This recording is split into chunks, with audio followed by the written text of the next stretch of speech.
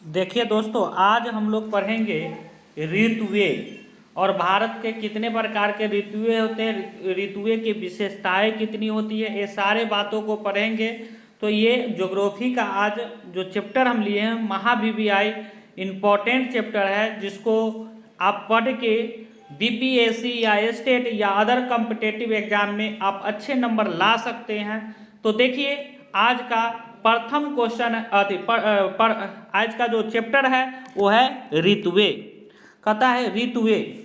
भारत में मुख्य 4 ऋतुओं को पहचाना जा सका है। शीत ऋतु, ग्रीष्म ऋतु कुछ क्षेत्रीय विविधताओं के साथ मानसून के आगमन और वापसी काल का।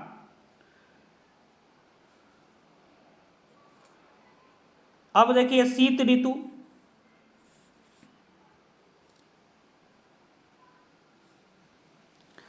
उत्तरी भारत में शीत ऋतुएं मध्य नवंबर से आरंभ होकर फरवरी तक रहती है।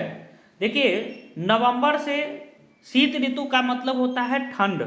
ठंड हम लोग के यहाँ खास तौर पर बिहार, यूपी, बंगाल, आपका उत्तराखंड, हिमाचल प्रदेश, जम्मू कश्मीर, ये सब जो राज्य है, इसमें जो है नवंबर में शीत ऋतु प्रारंभ हो जाती है। मतलब शीत मतलब ठंड प्रारंभ हो जाती है। और कब तक रहती है? फरवरी तक रहती है। अभी देखिए फरवरी का महीना चल रहा है, अभी भी ऋतुएं है, अभी भी ठंड का मौसम चल रही है।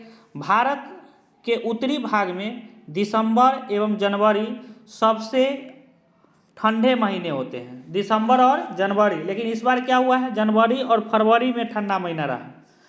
तापमान दक्षिण से उत्तर की ओर बढ़ने पर घटता है। मतलब जैसे जैसे दक्षिण से उत्तर की ओर आइएगा तो क्या हो जाएगा, शीत ऋतु में तापमान घटता है। जैसे अभी के समय में चल जाइए, चेन्नई चल जाइए, कर्नाटक चल जाइए, बेंगलोर चल जाइए, तो ये सब तक तापमान ज़्यादा रहेंगे। लेकिन बिहार, यूपी, उत्तराखंड,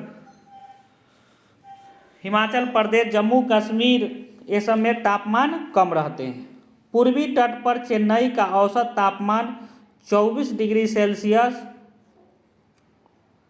से 25 डिग्री सेल्सियस के बीच होता है, जबकि उत्तरी मैदान में यह 10 डिग्री सेल्सियस से 15 डिग्री सेल्सियस होता है। बीच का होता है दिन गर्म, रातें ठंडी होती है। उत्तर में तुषारपात सामान्य और हिमालय में ऊपरी ढालों पर हिमपात होता है। मतलब हिमपात मतलब क्या होना, बर्फ गिरना। क्या होता है? बर्फ गिरना।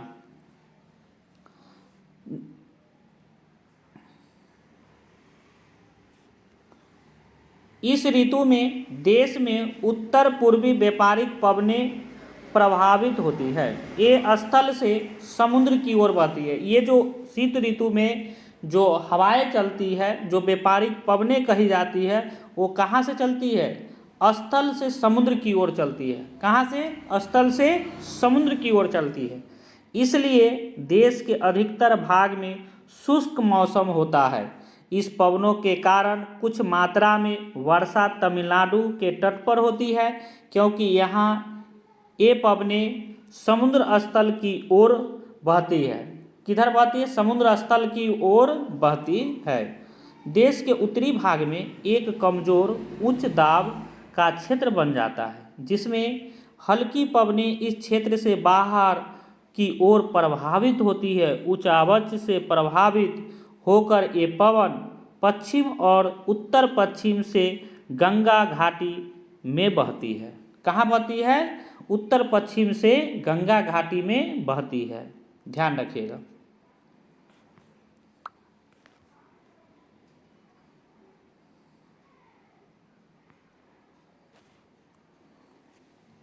सामान्यतः इस मौसम में असमान साफ तापमान, आर्द्रता कम एवं पवनें शिथिल और परिवर्तित होती है।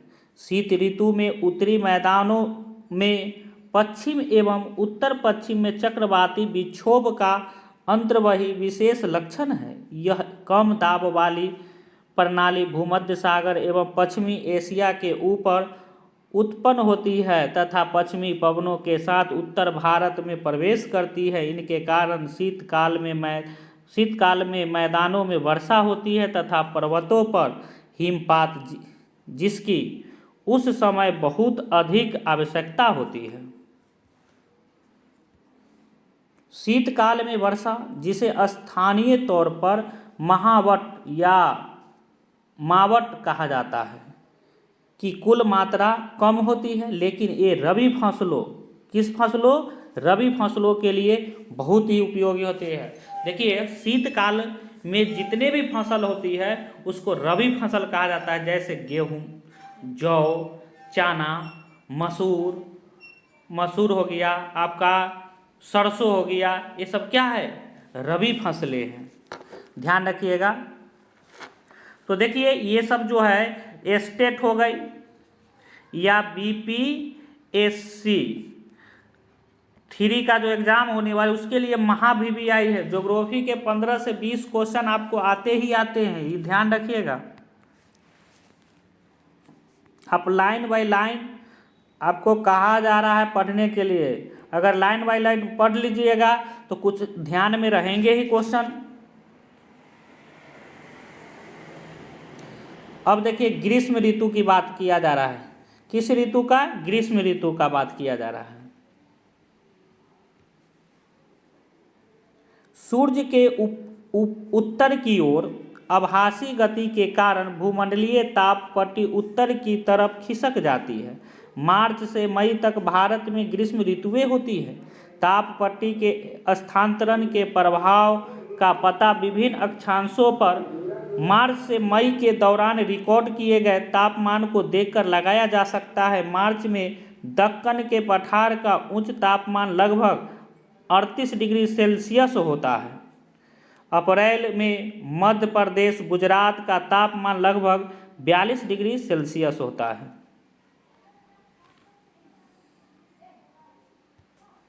मई में देश के उत्तर पश्चिमी भागों का तापमान सामान्यतः 45 डिग्री सेल्सियस होता है। प्रायद्वीपीय भारत में समुद्री प्रभाव के कारण तापमान कम होता है। देश के उत्तरी भाग में ग्रीष्मकाल में तापमान में वृद्धि होती है और वायु दाब में कमी आती है। मई के अंत में उत्तर पश्चिम में थार रेगिस्तान से लेकर पूर्व एवं दक्षिण पूर्व में पटना तथा छोटा नागपुर पठार तक कम दाब का लंबवत क्षेत्र उत्पन्न होता है। ध्यान रखिएगा, जो राजस्थान की बात किया जा रहा है, सबसे ज़्यादा तापमान रेगिस्तान के क्षेत्रों में होता है, क्योंकि वहाँ बालू ही बालू है। और रेगिस्तान के जहाज किसे कहा जाता है? ऊँट को कहा जाता है, ये भी ध्यान रखिएगा।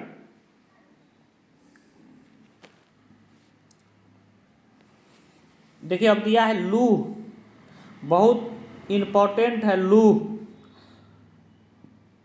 ग्रीष्मकाल का एक प्रभावी लक्षण है, ये धूल भरी गर्म एवं सूक्ष्म पवनें होती है।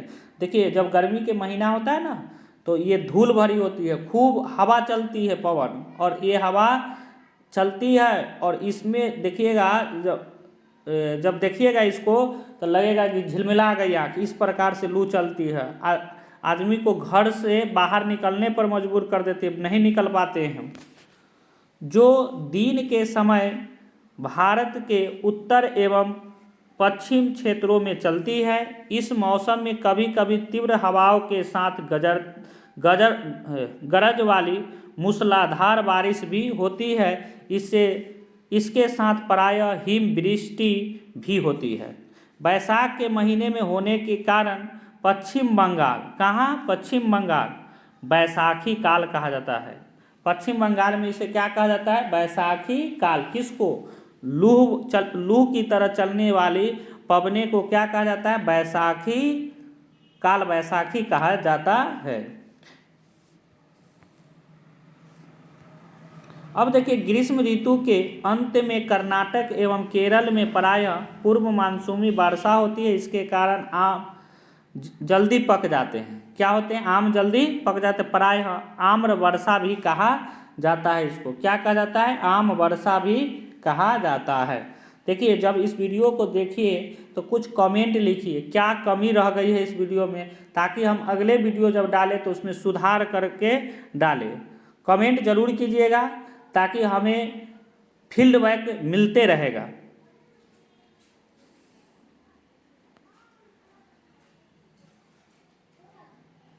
ग्रीष्म ऋतु में आने वाली कुछ प्रसिद्ध स्थानीय तूफान, याद रखिएगा, बहुत इम्पोर्टेंट है।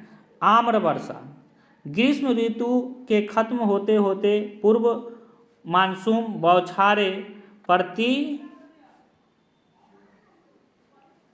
पड़ती है, जो केरल तटीय कर्नाटक में यह आम बात है। स्थानीय तौर पर इस तूफानी वर्षा आम्र वर्षा कहा जाता है क्योंकि यहाँ आमों को जल्दी पकने में सहायता देती है। फूलों वाली बौछार, इस वर्षा से केरल व निकटवर्ती कहवा उत्पादक, कहवा जो है कॉफ़ी को कहा जाता है। किसको कहा जाता है? कॉफ़ी को कहा जाता है कहवा उत्पादक क्षेत्रों में कहवा के फूल खिलने लगते हैं। अब है काल बैसाखी। असम और पश्चिम बंगाल में बैसाख के महीने में शाम को चलने वाली ये भयंकर एवं विनाशकारी वर्षा युक्त पवने हैं। बैसाखी क्या है? भयंकर एवं वर्षा युक्त पवने है। इनकी कुख्यात प्रकृति का अंदाजा इनके स्थानीय नाम काल बैसाखी से लगाया जा सकता है, जिसका अर्थ होता है बैसाख के महीने में आने वाली तबाही। चाय, पटसन, चावल के लिए ये पवनी अच्छी है। असम में इन तूफानों को बारदोली छीरा कहा जाता है। देखिए, अब लू फिर आ गया। उत्तरी मैदान में पंजाब से बिहार तक चलने वाली ये शुष्क, गर्म व पीड़ादायक पवने हैं। दिल्ली और पटना के बीच इनकी तीव्रता अधिक होती है। देखिए, इसको थोड़ा सा समझ लीजिए। ऋतु,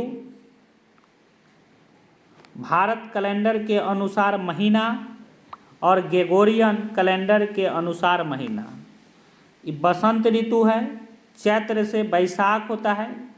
ये वाला बहुत कम लोग जानते हैं। भारतीय कैलेंडर के सब लोग ज़्यादातर क्या पढ़ते हैं? ग्रेगोरियन कैलेंडर के अनुसार, लेकिन दोनों याद रखने की ज़रूरत है। मार्च से अप्रैल होता है, मार्च से अप्रैल ग्रीष्म, जेठ से आषाढ़, मई से जून ग्रेगोरियन कैलेंडर के अनुसार। वर्षा ऋतु सावन भादो हम लोग कहते हैं, श्रावण और भाद्र है, लेकिन हम लोग देहाती भाषा में क्या कहते हैं? सावन भादो कहते हैं। जुलाई से अगस्त, शरद मतलब ठंड, आश्विन कार्तिक, सितंबर से अक्टूबर, हेमंत मार्गशीर्ष और पौष, नवंबर और दिसंबर, शिशिर माघ फागुन, जनवरी से फरवरी। ध्यान रखिएगा इसको भी। आइए हम लोग अब पढ़ते हैं वर्षा ऋतु या मानसून का आगमन। देखिए, मानसून का आगमन भारत में 1 जून के केरल तट पर पहुंच जाती है। चलिए देखिए क्या लिखा हुआ है।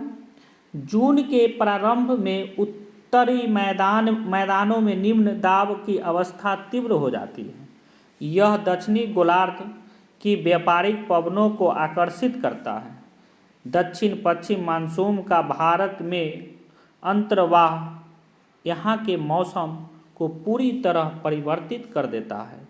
मौसम के प्रारंभ में पश्चिम घाट के पवनमुखी भागों में भारी वर्षा यानी लगभग 250 सेंटीमीटर से अधिक होती है। मानसून से संबंधित एक अन्य परिघटना यह है कि वर्षा में विराम। इस प्रकार इसमें आर्द्र एवं शुष्क दोनों तरह के अंतराल होते हैं। मानसून में आने वाले ये विराम मानसूनी गर्त गर्त से संबंधित होते हैं। विभिन्न कारणों से गर्त इसका अक्ष उत्तर दक्षिण की ओर खिसकता रहता है, जिसके कारण वर्षा का स्थानिक वितरण सुनिश्चित होता है। उष्णकटिबंधीय निम्न दाब की तीव्रता एवं आवृत्ति भी मानसूनी वर्षा की मात्रा एवं समय को निर्धारित करती है। यह निम्न दाब का क्षेत्र बंगाल की खाड़ी के ऊपर बनता है तथा मुख्य स्थलीय भाग को पार कर जाता है। यह गर्त निम्न दाब के मानसून गर्त के अक्ष के अनुसार होता है। मानसून को इसकी अनिश्चितता के लिए जाना जाता है। अब है मानसून की वापसी, परिवर्तनीय मौसम। क्या है मानसून की वापसी? अक्टूबर नवंबर के दौरान दक्षिण की तरफ सूर्य की आभासी गति के कारण मानसून गर्त या निम्न दाब वाला गर्त उत्तरी मैदानों के ऊपर शिथिल हो जाता है। धीरे धीरे उच्च दाब प्रणाली इसका स्थान ले लेती है। दक्षिण पश्चिम मानसून शिथिल हो जाते हैं तथा धीरे धीरे पीछे की ओर हटने लगते हैं।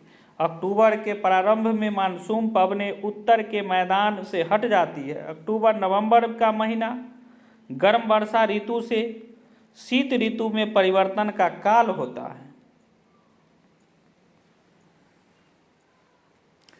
मानसून की वापसी होने से आसमान साफ एवं तापमान में वृद्धि हो जाती है। उच्च तापमान एवं आर्द्रता वाली अवस्था के कारण दिन का मौसम असह्य हो जाता है। इसे सामान्य क्वार के उमस के नाम से जाना जाता है। मासिनराम विश्व के सबसे अधिक वर्षा वाला क्षेत्र है। कौन? मासिनराम। खूब इंपॉर्टेंट, महा VVI क्वेश्चन है ये, VVI याद रखिएगा। स्टैलेमाइट और स्टैलेटाइट गुफाओं के लिए प्रसिद्ध है। नवंबर के प्रारंभ उत्तर पश्चिम भारत के ऊपर निम्न दाब वाली अवस्था बंगाल की खाड़ी पर स्थानांतरित हो जाती है। यह स्थानांतरण चक्रवाती निम्न दाब से संबंधित होता है जो कि अंडमान सागर के ऊपर उत्पन्न होता है। ये चक्रवात सामान्यतः भारत के पूर्वी तट को पार कर जिनके कारण व्यापक एवं भारी वर्षा होती है। गोदावरी, कृष्णा, कावेरी नदी के सघन आबादी वाले डेल्टा प्रदेशों में अक्सर चक्रवात आते हैं, जिसके कारण बड़े पैमाने पर जान एवं माल की क्या होती है? क्षति होती है। ध्यान रखिएगा। मतलब गोदावरी, कृष्णा, कावेरी नदियों के सघन आबादी वाले डेल्टा प्रदेशों में अक्सर चक्रवात आते हैं। चक्रवात का मतलब होता है एकाएक वर्षा होना, जिसके कारण बड़े पैमाने पर जान माल की क्या हो जाती है? क्षति हो जाती है।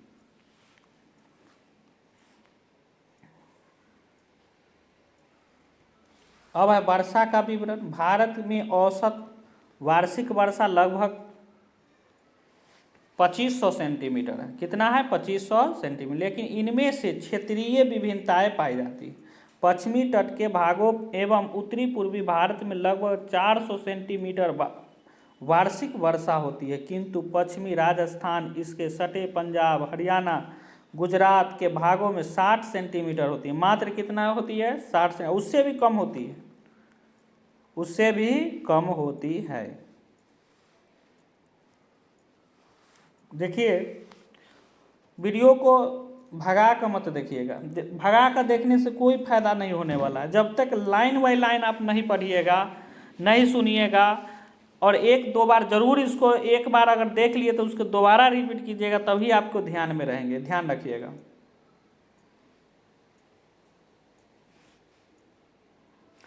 मानसून की प्रकृति के परिणाम स्वरूप एक वर्ष से दूसरे वर्ष होने वाले वार्षिक वर्षा की मात्रा में विभिन्नता होती है। वर्षा की विषमता निम्न वर्षा वाले प्रदेश जैसे राजस्थान, गुजरात के कुछ भाग तथा पश्चिमी घाट में विस्तृत छाया प्रदेशों में अधिक पाई जाती है।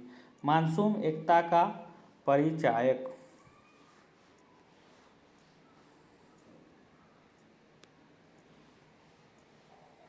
अब है भारतीय प्रायद्वीप पर मानसून की एकता का प्रभाव बहुत ही स्पष्ट है। पवन की दिशाओं का ऋतुओं के अनुसार परिवर्तन तथा उससे संबंधित ऋतु की दिशाएं ऋतु चक्रों के एक लय प्रदान करती है।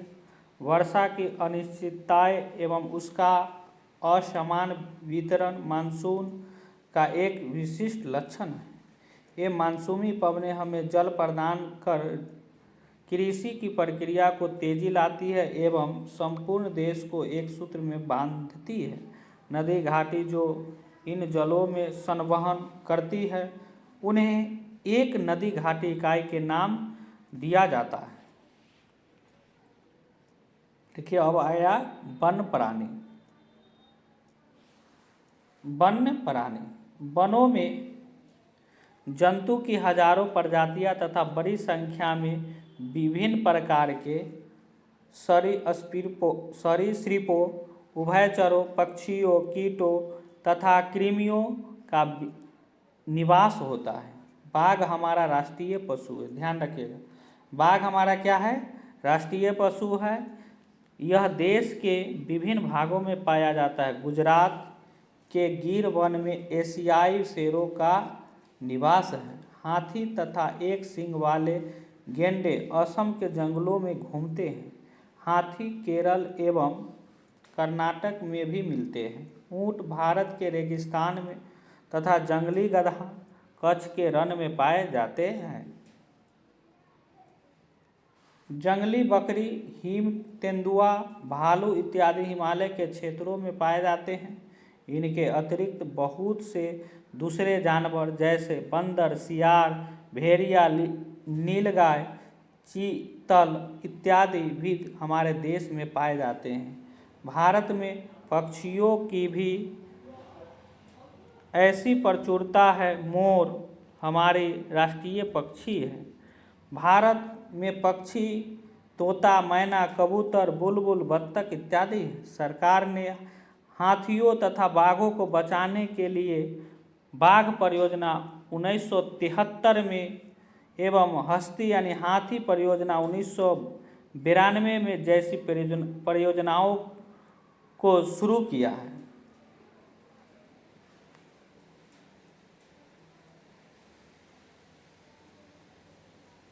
आगे है प्रवासी पक्षी। कुछ पक्षी पिनटेल, बत्तख, कर्ल्यू, फ्लैमिंगो, अस्प्रे, लिटिल एस्टिंट प्रत्येक वर्ष सर्दी के मौसम में हमारे देश आते हैं। सबसे छोटी लिटिल सिटिट जिसका वजन लगभग 15 ग्राम होता है, आर्कटिक प्रदेश 8000 किलोमीटर की दूरी तय करके भारत आती है। अब है वर्षा की परिवर्तता। भारत की वर्षा एक विशिष्ट लक्षण उसकी परिवर्तिता है। भारत की परिवर्तता को अभिकलित निम्नलिखित सूत्र से किया गया। विचरण गुणांक मानक विचलन बटा मध्य बराबर 100। विचरण गुणांक का मान वर्षा के माध्य मान से हुए विचलन को दिखाता है।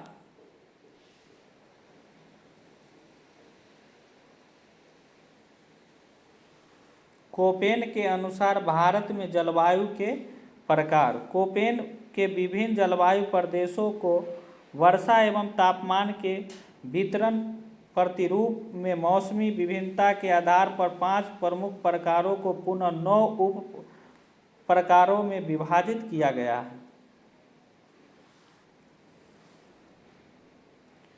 AMW लघु शुष्क ऋतु वाला मानसून प्रकार, गोवा के दक्षिण में भारत के पश्चिमी तट। AS शुष्क ग्रीष्म ऋतु वाला मानसून प्रकार, तमिलनाडु का कोरामंडल तट। AW उष्ण कटिबंधीय सावना प्रकार, कर्क वृत्त के दक्षिण में प्रायद्वीपीय पठार का अधिकतर भाग। BSHW अर्ध शुष्क टेपी जलवायु उत्तर पश्चिमी गुजरात, पश्चिमी राजस्थान और गुजरात के कुछ भाग। BWHW गर्म मरुस्थल राजस्थान का सबसे पश्चिमी भाग।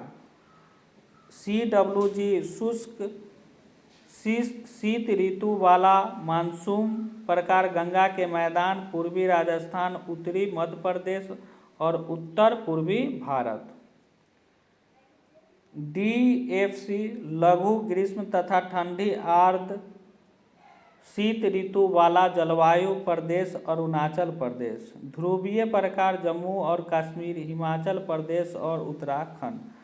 ET टुंडा तुल्य जलवायु हिमालय प्रदेश के 3000 से 5000 मीटर का भारतीय क्षेत्र। अब नेक्स्ट है भारत के जलवायु, भारत के प्रकृति, वनस्पति और वन्य प्राणी। तो ये हम लोग अगले वीडियो में पढ़ेंगे। तो इस वीडियो को आप अधिक से अधिक बच्चों तक शेयर कीजिए ताकि हमें फीडबैक मिल सके। अगर अभी तक आप चैनल को सब्सक्राइब नहीं किए तो प्लीज़ चैनल को सब्सक्राइब कर ले ताकि अगले जब भी वीडियो डाला जाएगा तो आपके नोटिफिकेशन पहले प्राप्त हो जाएगी। तो धन्यवाद दोस्तों। जय हिंद, जय भारत।